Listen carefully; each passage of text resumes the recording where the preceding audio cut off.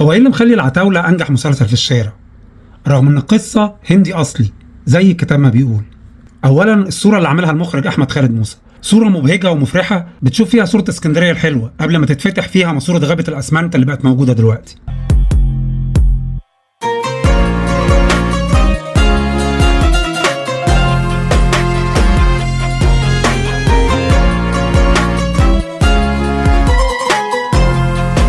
تاني حاجة التجميع الكبيرة من النجوم اللي بقالنا كتير ما شفناهمش في عمل واحد.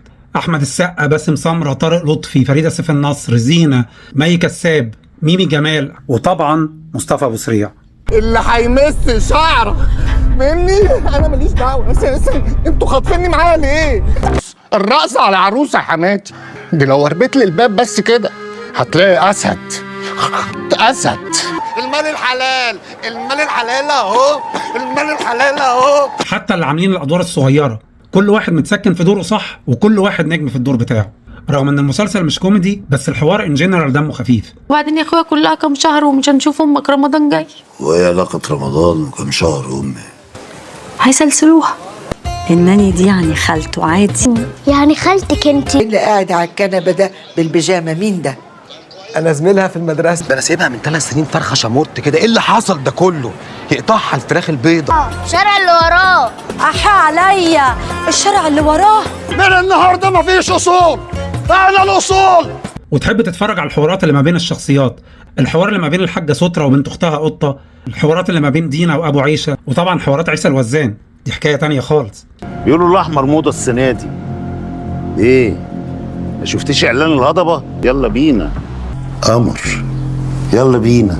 باي من غير سلام مستر، يلا بينا. والمسلسل رغم انه حدوته هنديه بس لو عايز اي حاجه هتلاقيها فيه، اكشن وخناقات هتلاقي،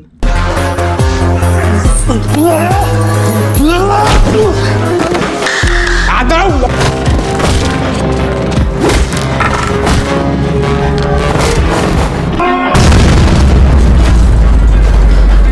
افيهات وايماءات جنسيه هتلاقي. أبلة هي نغة، ده انت حتى اكبر مني بمقاسين.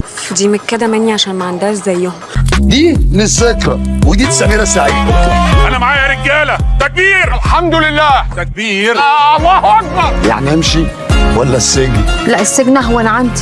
هي دي جدعانه يا كابتن. كنت شايفه لي كهربا بس ماسكه حاجه جامده. ايه الحاجه الجامده؟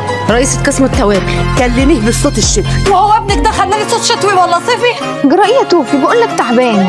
مش اكتر من صعبانيات هتلاقي.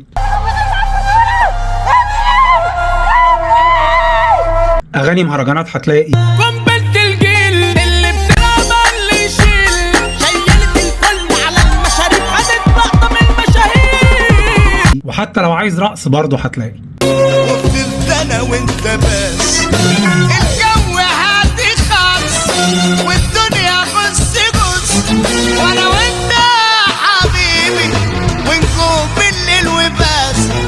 انا وانت يا حبيبي ونجوم الليل وبس. من الحاجات الجامده جدا برضه في المسلسل المزيكا بتاعته، من اول ما تسمع مزيكه التتر هتتشد المسلسل على طول.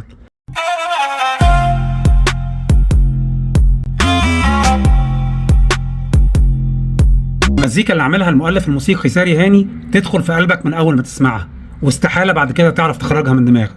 حرفيا من ساعه مسلسل انا اعيش في جلباب ابي انا ما سمعتش تتر مزيكا يعلق في دماغ الواحد بالمنظر ده. شابوه لكل اللي اشتغلوا في العتاوله. المسلسل كان ممتع فعلا. لو لسه ما شفتش المسلسل انصحك تتفرج عليه. المسلسل هيشدك من اول دقيقه، وهتبقى مبسوط وانت بتتفرج عليه، وهتبقى بتستنى الحلقات اللي جايه بتاعته، يا اما عشان تنبسط بالحوارات اللي ما بين الشخصيات، يا اما عشان تعرف اخره الحدوته دي ايه. لو لسه ما شفتش العتاوله انصحك تشوفه، اتفرج ومش هتندم.